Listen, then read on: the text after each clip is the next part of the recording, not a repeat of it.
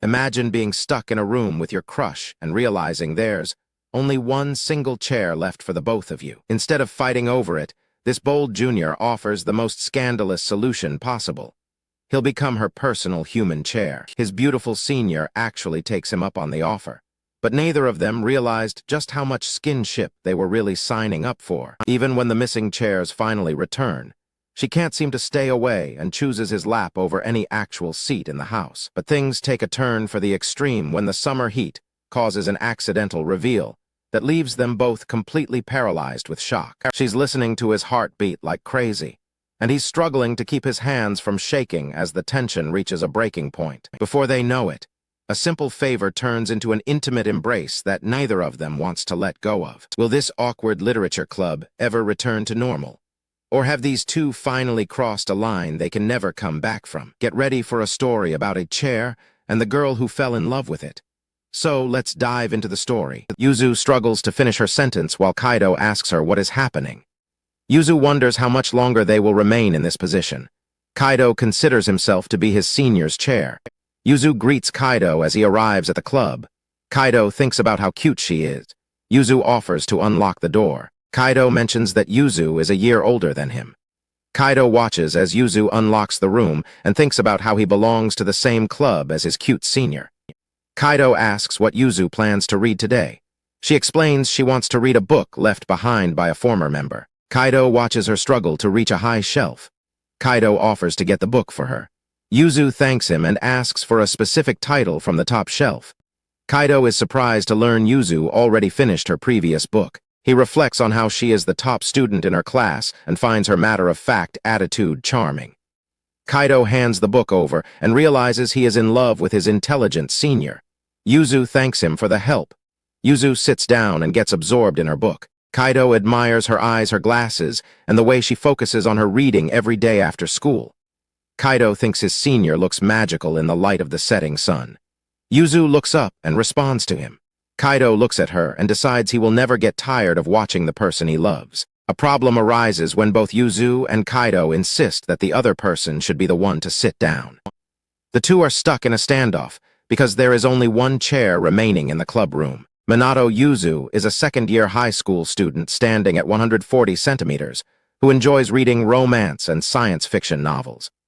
She lets out a small sound while keeping the identity of her crush a secret. Kaido Kakeru is a first-year student standing at 173 centimeters tall who prefers reading sports manga. He acts extremely flustered because he has a crush on Yuzu. Yuzu explains that the lack of chairs in their club room is her fault. She notes that the school's baseball team is very popular and successful, which has caused a shortage. She insists that Kaido take the remaining chair because he is her junior. Kaido admits he personally lent the extra chairs to the baseball team and feels responsible as the club president. He is secretly thrilled that Yuzu called him cute. Kaido puts his hand on the chair and tells Yuzu that she is the one who should be sitting in it. Yuzu argues that Kaido should take the seat instead because he currently has an injured leg. Kaido decides to accept Yuzu's kindness because of his injury. Yuzu agrees to the arrangement and prepares to find a place to sit. Kaido takes the seat and tells Yuzu that he has a specific idea in mind. Yuzu is curious and promises to listen to his plan. Kaido pats his lap and asks Yuzu to sit right there so he can serve as her chair. He explains that he wants to see her reading peacefully again. Yuzu is completely stunned by the suggestion and nearly agrees to it before her mind goes blank from shock. Kaido thinks Yuzu looks adorable while blushing deeply, just as she lets out a loud shout of disbelief at his proposal. Yuzu worries that she will be a burden, but Kaido begs her to sit for his sake. He tells her it is wrong for a junior to let a senior stand, and reminds her that she promised to hear out his idea. Yuzu gives in to Kaido's persistence and moves toward him. Kaido celebrates his successful plan and signals for her to sit down on his lap. Yuzu sits on Kaido's lap and asks if she is too heavy for him. Kaido is overwhelmed by a level of happiness he has never felt before. Kaido is hyper-aware of Yuzu's warmth and scent as she fidgets on his lap. He struggles to control his trembling hands while trying to remain professional in his role as her chair as Yuzu nervously calls his name. Yuzu asks if Kaido's leg is okay or if it hurts. Kaido insists he is doing fine and finds his senior's concern for him incredibly kind. Yuzu wonders how much longer they will stay in this position. Kaido feels that her presence purifies his heart and expresses deep gratitude for her existence. Kaido gives a thumbs up and tells Yuzu to read normally since he is acting as her chair. He reminds himself that the whole reason for this situation was to watch her read while Yuzu remains confused. Kaido begs to be useful to her. Yuzu agrees to continue because he is being so insistent. Kaido internally praises her as a goddess. Yuzu looks through her bag for her book. Kaido tells himself that seeing her face while she is absorbed in reading is all he needs, but then he suddenly realizes a major problem. Kaido realizes that he cannot see Yuzu's face at all while he is serving as her chair. Yuzu begins reading her book in silence. Both characters slump over in the awkward silence. Yuzu finds the situation really embarrassing while Kaido thinks she looks cute while she frets. Yuzu looks back and asks Kaido if he is feeling embarrassed as well. Kaido turns bright red and admits he is feeling extremely embarrassed. Yuzu immediately suggests that they stop the arrangement right now. Kaido flatly refuses to stop. Yuzu asks him for a reason why they should continue. In her room at night, Yuzu screams into a pillow and flails her legs on her bed in a fit of frustration. Yuzu rolls around on her bed, questioning what Kaido was thinking when he offered to be her chair. She believes he has no idea how she actually feels. Yuzu reflects on Kaido being a kind and honest first year who joined her one-member club despite his interest in sports. She kicks her legs in bed, still bothered by his strange behavior. Yuzu remembers the sensation of sitting on Kaido and thinks about how he felt warm, big, and gentle. Yuzu clutches a plushie and groans into her bed. She recalls being terrified that Kaido would hear how loudly her heart was beating. Yuzu realizes there is one more thing she is keeping to herself.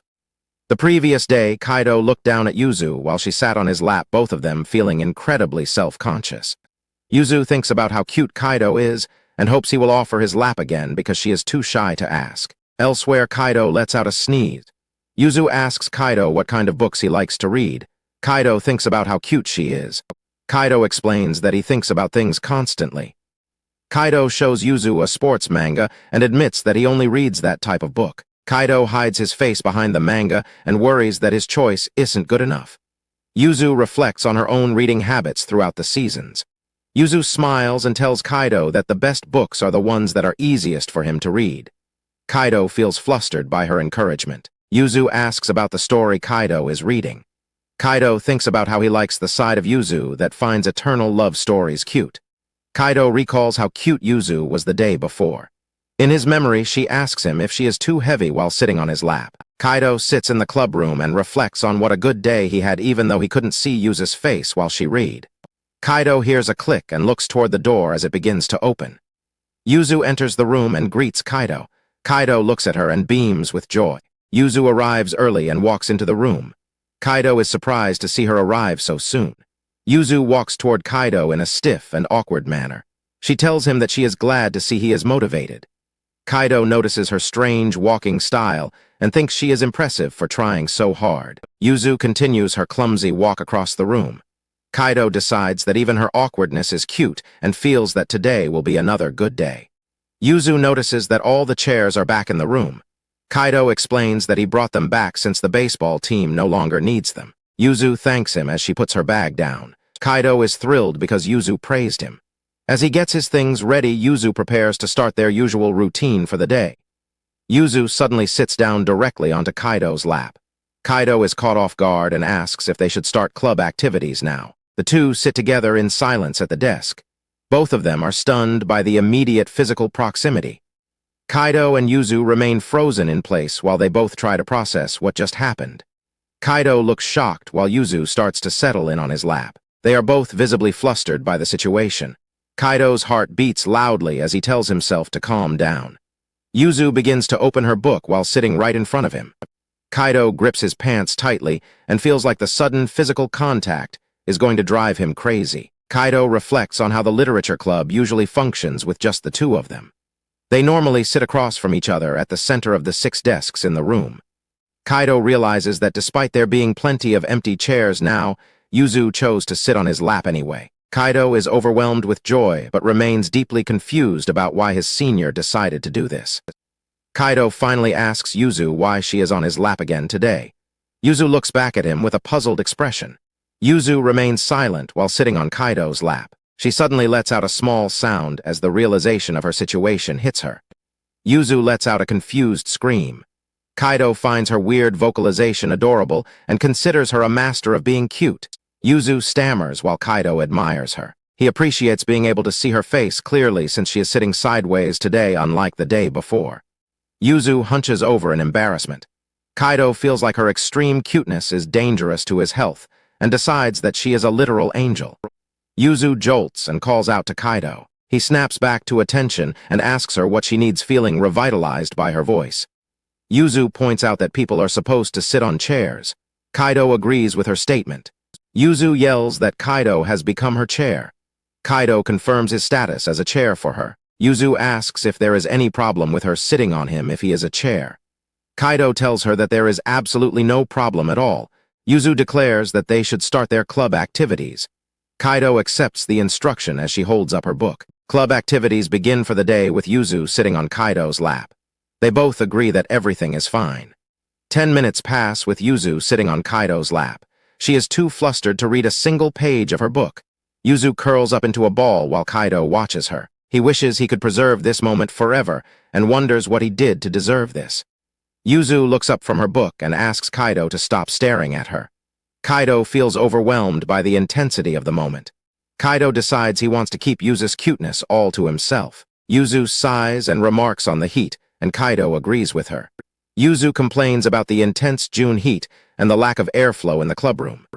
Yuzu unbuttons the top of her shirt to try and cool down. Kaido is startled and wide-eyed by his senior's sudden action. Yuzu fans her shirt to cool herself off. Kaido is overwhelmed by the sound and the sight. Kaido realizes that because Yuzu is sitting on his lap, his gaze naturally drifts downward. Every time Yuzu fans her shirt, Kaido catches a glimpse inside. Kaido sees Yuzu's skin and her light blue bra through the opening of her shirt. Kaido suddenly shouts out in a panic, causing Yuzu to flinch in surprise. Kaido stammers that something is showing. Yuzu looks down, initially confused. Yuzu realizes the situation and asks if Kaido saw it. Kaido apologizes profusely. Yuzu covers her chest and calls Kaido a pervert. Both characters are left in a state of total shock. A loud scream of frustration echoes from Yuzu's house at night. Back in her room, Yuzu flails on her bed and agonizes over having called Kaido a pervert. Yuzu yells that the heat was to blame and that she didn't notice how she let her guard down around Kakeru. Outside her bedroom, her family members note that she has been noisy lately and hope she isn't bothering the neighbors. Yuzu sighs and wonders what she is doing as she face plants onto her bed. She reflects on the fact that she sat on Kakeru herself after saying she would do what he wanted. She groans about doing something so bold on her own and then following it up by calling him a pervert. Yuzu remembers Kakeru apologizing profusely and asking her to hit him after he saw under her shirt. He used weirdly poetic language to describe her skin, which only embarrassed her more.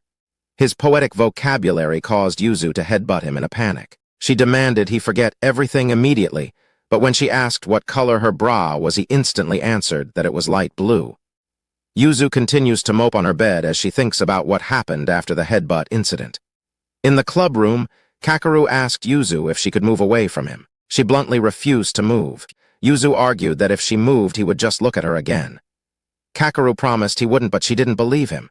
She looked him in the eye and reminded him that he was acting as her chair. Yuzu asked if he minded if she leaned on him and then rested her head against his chest. Back in the present, Yuzu screams into her covers about how she is being selfish. Yuzu flails around on her bed and hates herself for her actions. She wonders why she did something so bold when they haven't even held hands yet. She sighs and tells herself that she just wants a proper, wholesome senior-junior relationship rather than having improper desires. Yuzu recalls how fast Kakeru's heart was racing when she leaned on him. She told him to stay still because the sound made her want to listen forever, and she found his red, blushing face to be really cute. Yuzu sits up with a goofy smile and realizes that since Kakeru is a boy, his reaction means she actually has some charm. Yuzu lets out a loud scream. She worries that at this rate, tomorrow will just be a repeat of what happened today. Yuzu pumps her fist and tells herself to stay strong. She resolves that tomorrow she absolutely will not sit on Kakeru's lap. It is now after school the following day. Kakeru notes that despite Yuzu being upset, she is still sitting firmly on his lap. He reflects on how she has started coming to sit there every single day after he first offered. Kakeru nervously calls out to Yuzu as she sits silently on his lap. Yuzu lets out a huff and puffs her cheeks in annoyance. Kakeru finds Yuzu's puffed cheeks and vocal huffs incredibly cute. He worries that despite her cuteness, he has legitimately made her angry. Kakeru recalls his mistake of lending out the clubroom chairs again for a sudden interview without asking Yuzu first. Because there is only one chair left, Yuzu is sitting on his lap and squeezing his hand in frustration.